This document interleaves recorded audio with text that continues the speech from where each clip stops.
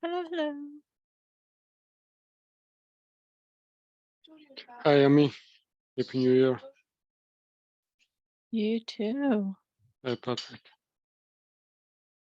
I wrote the wrong year on our agenda doc, 2023.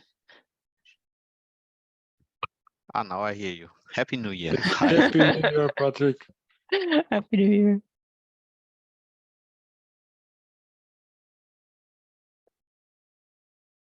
Oh, Plamen, your TV, there's some New Year lightning show. Yeah, there is a New Year lightning coming from the Christmas tree and Awesome.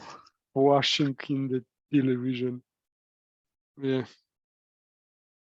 Some final days Christmas tree, and then we'll put it into the garage again.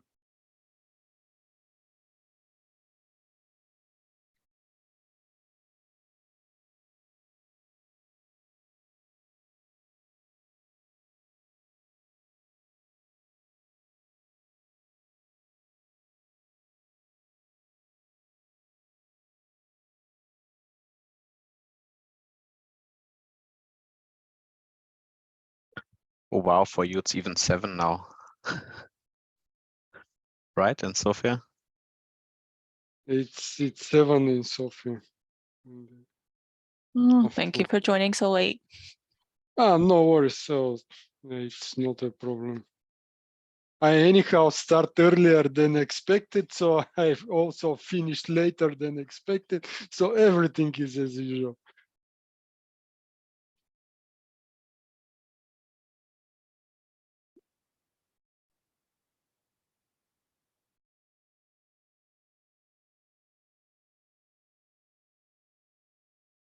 We'll give a few minutes, see if anyone else is there, or else it could just be us. I thought about postponing it since the holidays, and I was like, might as well just have it. We have still some colleagues in vacation. Yeah. Oh, yeah. It's expected they to appear next week somewhere. We had Monday day off. What about on your side? Yeah, we got Monday off. Yeah.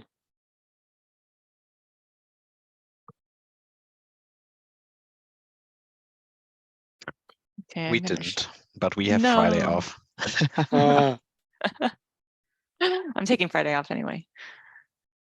Why? Because you have a lot of vacation. I do take a lot of vacation.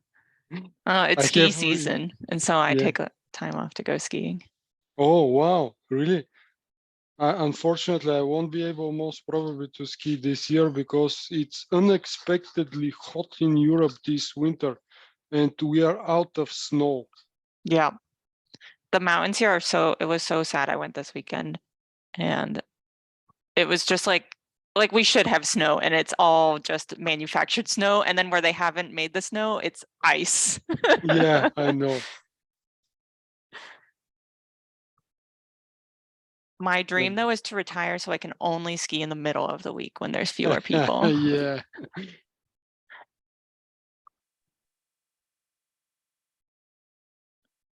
Oh, we got a Ben. Happy New Year, Ben.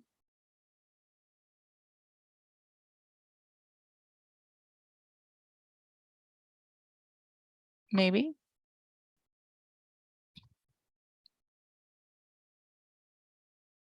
Oh, and Carson.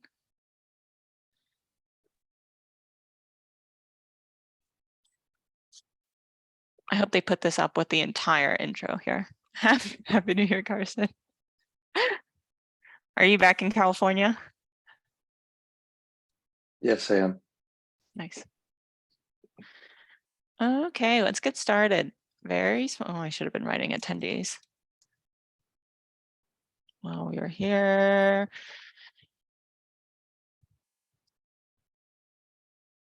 Very small agenda today. I just posted links to I think kind of the 3 biggest discussions that have been going on in our working group and thought we would just briefly review them and make sure everyone knew that they existed and they're available for comment if anyone has thoughts on them. So the first one is about auto assigning PRs and issues that I know, Patrick, you took on some work on. Thank you. Trying to figure out how we can get this done so that issues and PRs stop falling through the cracks, and ideally one way to get them done and not a bunch of different ways to manage it. I'm surprised GitHub does not have an easier way to do this. Other teams have been sharing what they do. Actually, one question I have for you, Ben and Carson, is how do you handle it with logging and metrics? Because you will handle it kind of outside of the rest of the working group.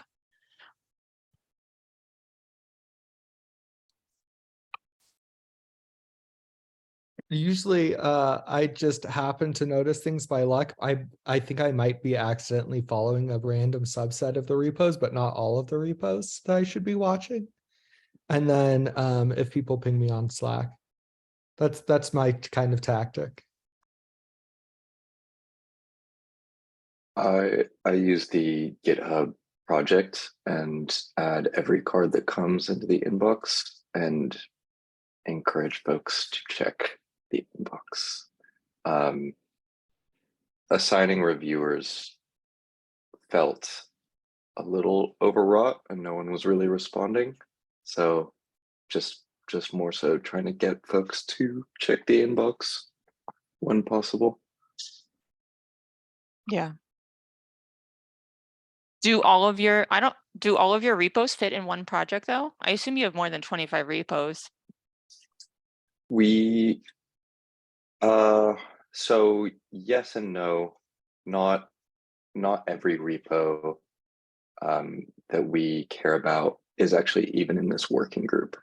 So we also have to look outside this working group on a regular basis. But for the repos that are inside of this working group, I think we've got them all on this project at this point. Then you manually move it to the inbox, or how is it? Yeah. Okay. I just check it every morning and move stuff to the inbox because I'm not confident that folks know that there's an add card button in the top right corner. But if it's in the inbox, it's there's a medium chance someone's gonna eventually see it.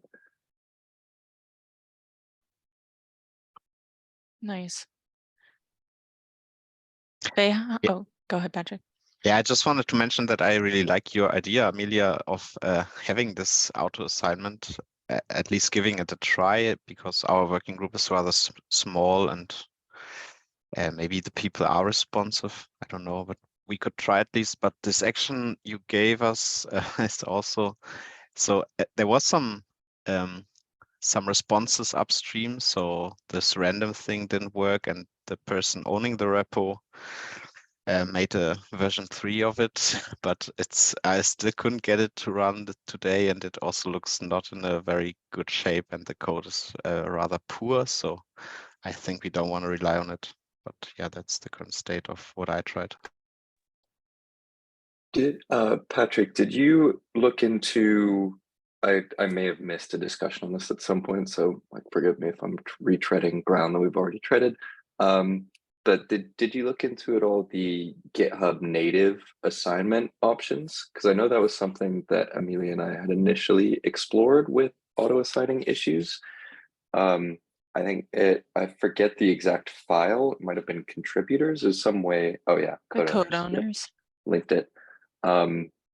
Was there any possibility of doing random singular auto assignment via that?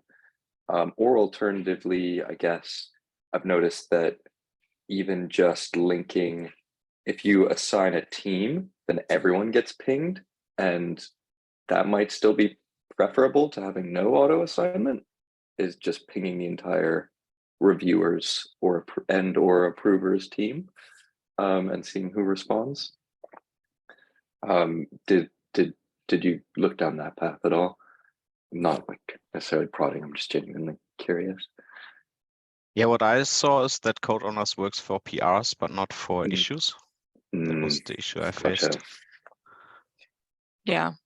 Which we could definitely do if we can't find a way to do both the same way. Mhm.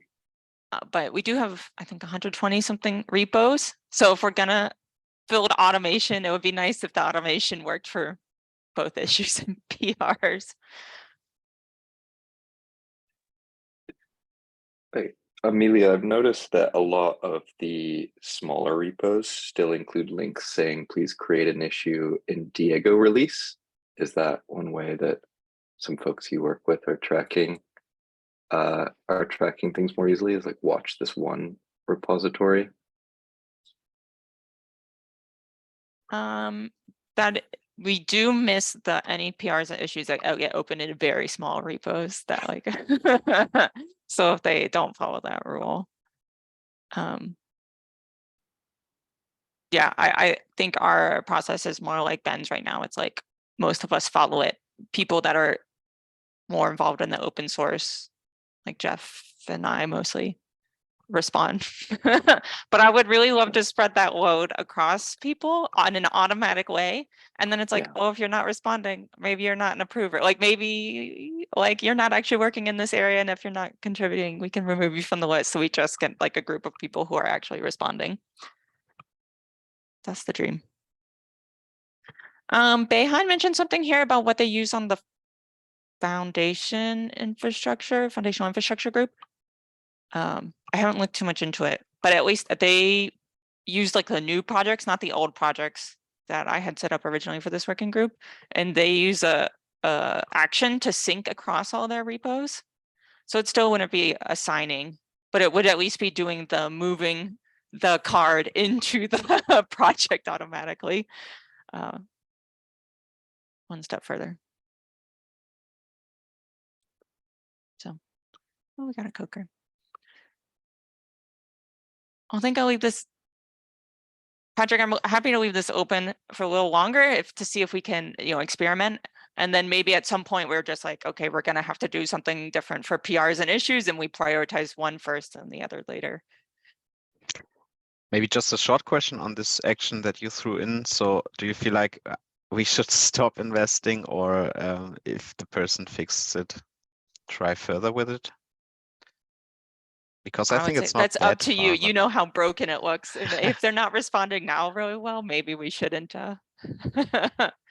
It's one person project, Yeah. very responding, but still it will break at some point and there's no real team behind. I don't know if I don't know. Yeah. Let's see. Risky. Its latest update is from today, so let's give it some more time. Yeah. Cool. Okay, next topic that is kind of open in our working group right now is AZ-based routing. Was this originally brought up by Dominic Froelich?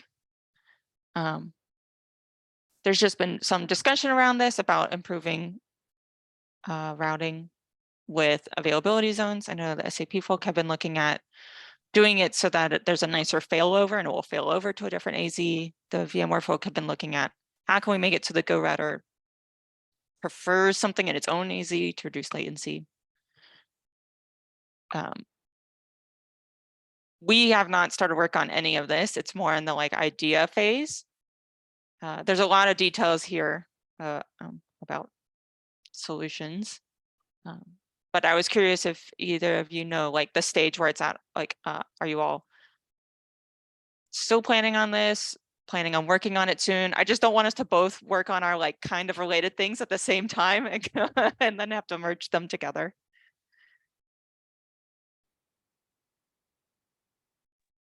There's the unmute. Yeah, we did not start, and it's rather direction of Q2 maybe.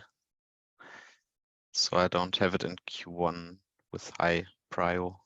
Okay. Sounds good. Yeah, I would suspect we're probably at least 2 months out from starting. You know how we have to plan ahead of time. What did you say? 2 months from starting? I would say at least, yeah. Yeah, maybe we can just ping each other if one party starts on it. Yeah, sounds good. Let's see, the last thing I had is the discussion we've been having in Slack. Plamen, oh, I did link to Slack, cancel, open in browser, about custom graceful shutdown times per org. There's a link to the Slack. It's in the Diego channel if anyone's interested in joining. Oh, that's not with you, Plamen. I'm sorry. Yeah, it's Vladimir Savchenko, a colleague from our team. So I apologize. Yeah, no worries.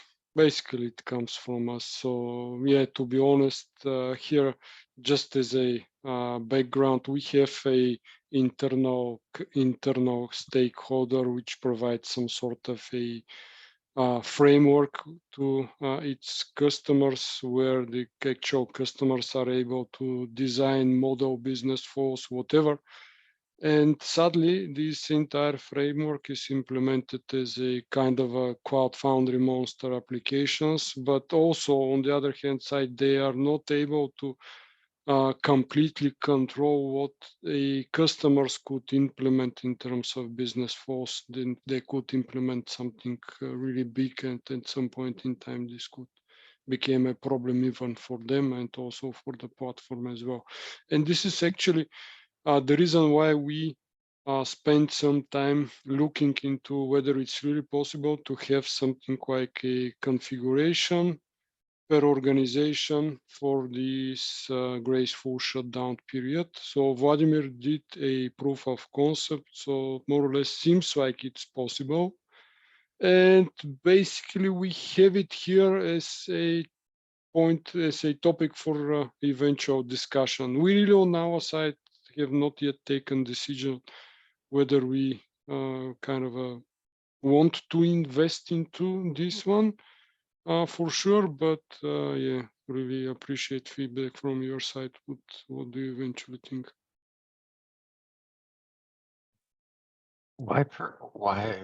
How did you settle on per org?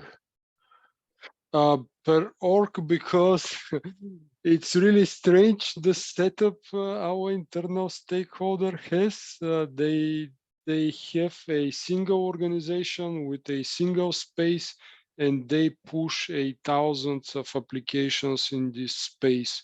And it even becomes really hard for tools like CFCLI to manipulate all those instances running in single space. And this is actually the reason why we focused on having a limitation per organization, because it's easy to isolate this particular organization and provide some meaningful for them graceful shutdown, but remain leave other organization with the default configuration. I haven't spent much time thinking about this, but in my mind, it's a property of the app, like how long the app takes to stop or start.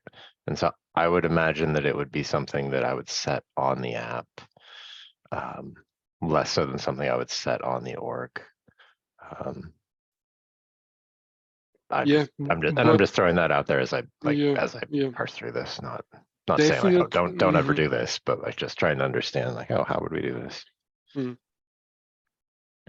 Definitely, there is such a configuration where a developer can set on application level. There is also another configuration like we as a platform operators can set as a maximum allowed given period, but even this maximum allowed shutdown period or graceful shutdown period is not sufficient enough for them. Then they want something like 10 minutes or whatever, which is something extremely high. This of course, affects the entire platform update on our side. On some of our biggest landscapes, this can introduce something like more than 1 hour or even 2 hours on top for a platform update, Mhm. which is Right, 'cause- significant. Yeah, depending on how much capacity you have to evacuate those apps on those Diego cells, you're gonna end up waiting a long time for every Diego cell to drain. Mhm. And as you probably know, that apps don't just get restarted once during a rolling deploy. On average, they get restarted 2 or 3 times. Yeah. I don't know if that logically parses, but they get restarted more than once. So like you end up waiting that period a lot during a deploy. So there's a high cost to the operator, at least, to Yeah. letting them set it this high. Did you say it's possible to set it on the app already?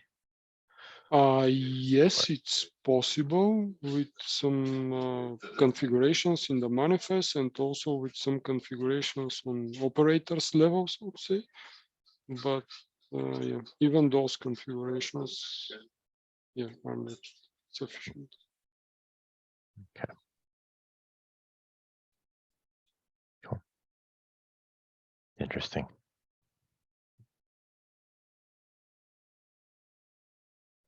Yeah, so anyway, we can keep the discussion ongoing. I can also sync tomorrow with Vladimir. And yeah. Yeah. Sounds great. I know it can be a hard balancing act between doing the hacky thing that will help your Yeah. customer and doing the right thing that has to weave its way through many, many, many components. Yeah, unfortunately, we have long discussions with them, so they struggle to do the journey from virtual machine to container.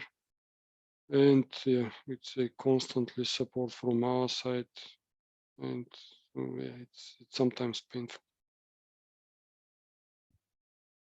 We'll continue our discussion in Slack. Mm. Does anyone have anything else they'd like to bring up? Yes. Carson? I have an agenda item above. Oh, sorry, I missed that. No worries. I think it's been sitting there for a little while, so it may have just blended into the background.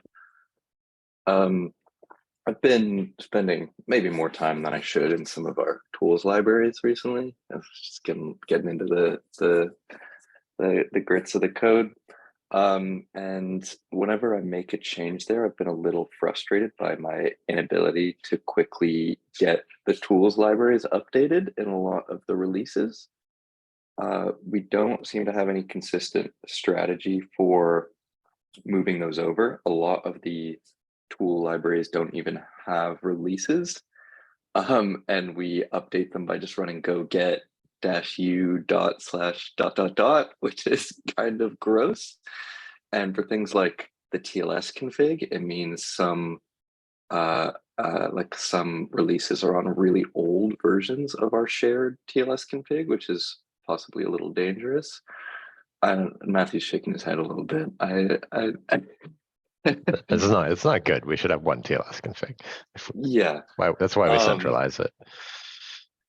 So I just wanted to kind of feel out the waters a little bit for implementing releases in some of these libraries, making it so that Dependabot could actually automatically pull them in, since I know for the logging and metrics side, we do have Dependabot set up on almost every single repository now.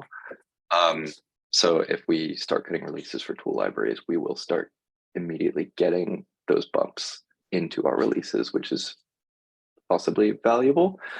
I guess if there's some problems with that, and that's one is like some of the tools libraries have old releases that are like kind of outdated now, like 3 years old releases. It's like, do we keep going off of those releases, or do we cull the history? Would that be bad? Do we just cut them in major? I don't really know where to go from there. And then another would be that I guess trying to keep them semver might be kind of a pain. there is a pretty common pattern with Go libraries where almost everything is just a major release, especially if it's an internal to cloudfoundry tool library. That one example I linked is like how Prometheus releases their Go library. They just say we don't actually support this outside of our internal use cases, or it's going to cut minor versions of everything and not really think about Semver, and all of our releases can evaluate it per release. I don't know. So there's a lot of options here. I'm not completely sure of the right way to proceed, but I know that I would like to get releases going and Dependabot pulling those releases into releases, if that makes sense. What do people think about that? Does anyone have any opinions about what I just said? Would anyone object if I start cutting releases for tools libraries? I think it sounds great. I didn't know that that was all that was preventing Dependabot from pulling them in automatically. I don't see a reason to cull old releases. I think just cutting a new major line and being like, haven't cut them in a while. What changed? Seems like a good path forward, and then maybe only doing minors after that, like you suggested. It would be Cool. Yeah. Let us know which ones you're doing, and we can make sure that all of our pipelines that, because I'm sure we use them too, on the networking side, to make sure everything's updating and working. I think I've been looking at a few logger diodes, TLS config, and maybe a couple others that I can't remember off the top of my head. Those are like the few that I've been looking at. Cool. I think the one thing about cutting a major release that is partly why I'm against Semver and was thinking about culling old releases is that if in Go, if you cut the major release, you have to add the like version indicator at the end of the import path, which means Dependabot won't actually pull it in. And you have to, as a developer, go recognize that there is a new version line and like go update everything to reflect that. And it's sort of a pain to do that. Seems like there's a pattern with Go libraries and even like larger Go releases where they say we don't want to make people do that. So even if it's a major version, we're going to cut a minor release, and we're only going to cut a major if it's like actually a super wide-ranging change that affects everyone in the entire library. That was the reason I wasn't veering towards just cutting a new major to begin with, because then I have to go make PRs to every release and update the version path for all of them. But I can. That makes sense to avoid. Yeah. I don't know. We have no standard now. Any standard would be better than what we currently have. Cool. I guess my list of laundry list would be first go update some of the readmes of these to say like, hey, this is internal and these releases are sort of mean stuff to us, but we're sorry if they don't mean things outside of this organization. That's not what these are for. Make that clear, because there's been a couple people dropping in diodes actually and being like, we tried to use it in this way in this random project and it's not working. And we had to come in and say, we don't care. I'm sorry. But let us know if there's a fix for diodes that would improve it. So I'd like to update the readmes to make that clear, and then maybe start cutting some minors or majors as the situation demands. Yeah, my only thought is it would be nice if the pipelines for these kinds of things could be standardized, like so that every little, I don't know if they're like all small enough to be exactly the same to run like units in the same way and cut in the same way, that they could be look exactly the same. Sure. I've been debating with that because I'm not sure whether this makes sense to pull into. I've got a template for GitHub Actions cutting releases that I think is okay. And that means not cluttering up the concourse with things we don't care as much about, but it also means less visibility to get other people releasing tools libraries. So I haven't made any concourse templates, and I've just been mucking around with GitHub Actions so far, but probably concourse is a good idea.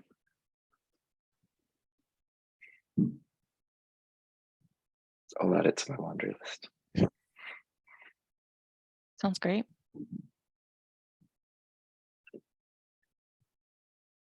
Any other thoughts on this or agenda items people want to bring up? Great. Happy New Year, everyone. Great seeing you all. Thank you. Bye. Bye bye. Bye. Thanks.